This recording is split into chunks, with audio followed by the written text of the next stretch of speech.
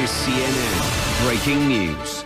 Hi, welcome to CNN. Today is July 17th, 1968, and today we're going to talk about the Native Americans movement.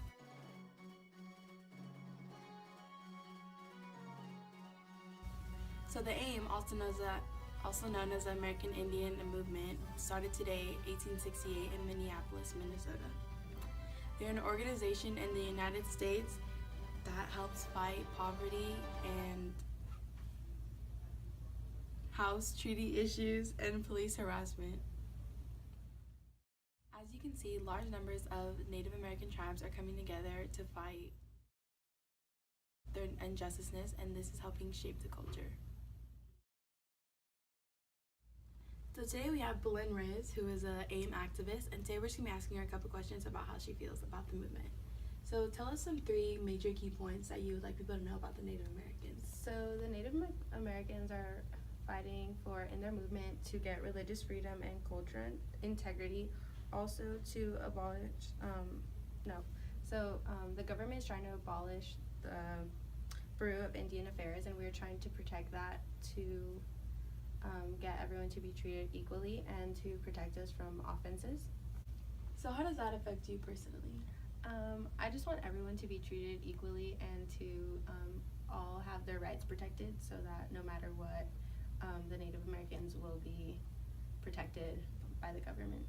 Okay, well, thank you for your insight, and let's get back to the movement affected national policy through the executive order that Johnson made, which changed the civil rights for Native Americans and in America and gave them more rights. Hi, I'm here with Emily Gomez, and today we're going to talk about the government's involvement through the Native American Indians. So how do you feel about the Native Americans and the government's involvement? I feel much better now that President Johnson has made the executive order to help us go along with our movement. Okay, that's good. And so now it's a big step towards the Native Americans having their civil rights. The Native Americans changed the social policies because everybody was working together and other cultures were trying to get their equal rights, that it helped the Native Americans boost up their movement. Here's one of our fellow crew members interviewing in Washington, D.C., a Maine activist.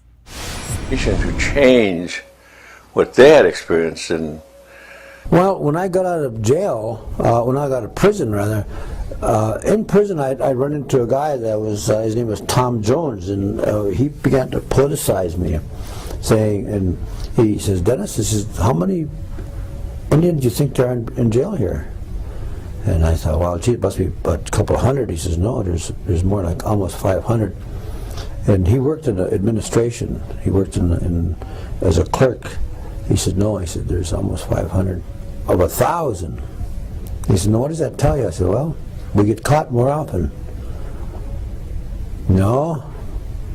And he made me think about it, made me think and think and think. And finally I began to see that we were being sent to prison because of just being Indians. So when he got out, and when I got out, and then I ran into George right away. I said, George, I want to do something. And we talked with Tom. He says, well, you guys got to do something.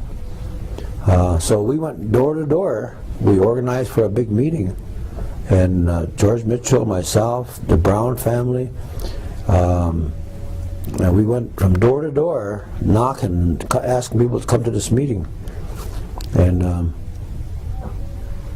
we expected maybe 30, 40 people to come to the meeting.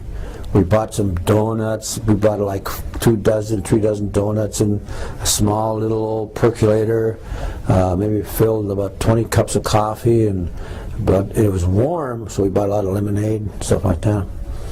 And the meeting was supposed to start at 7, but at 5 o'clock people were showing up. We went down there to set up the chairs, and but by 5 there was some people coming there, and we ate up all the donuts and drank all the coffee. We had to make more, and by 6 there was like 100 people there, and by 7 it was just packed in there. We had to have those great big old fans going, put them on the back. They're pulling in air, and I know we had a small one from the front pulling in the cool air, and the other one on the outside blowing it out from the back, and that was the beginning of it, and I kind of chaired the first meeting. saying that we have to do something about the police brutality, about the slum housing conditions, high unemployment that we're in, and the more we talked, the more people started to ask questions. And there was one guy out there in the audience who was saying, "Well, what kind of action are we going to do?" You know, and I'd say, "Well, we've got to form a committee.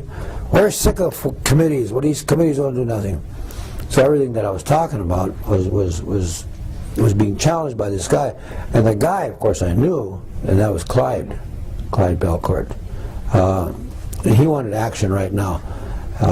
And we said, okay, we're going to go do it tomorrow morning.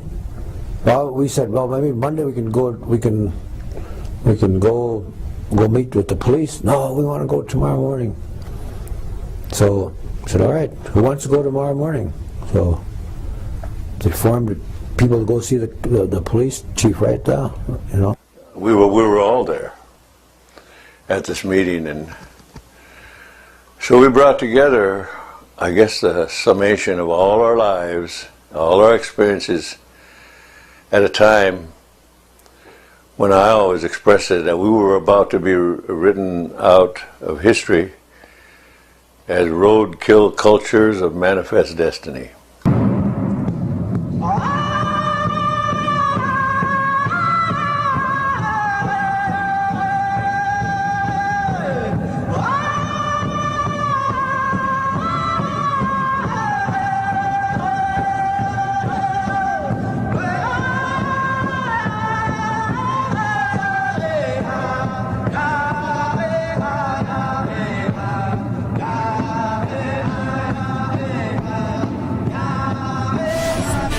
This is CNN Breaking News.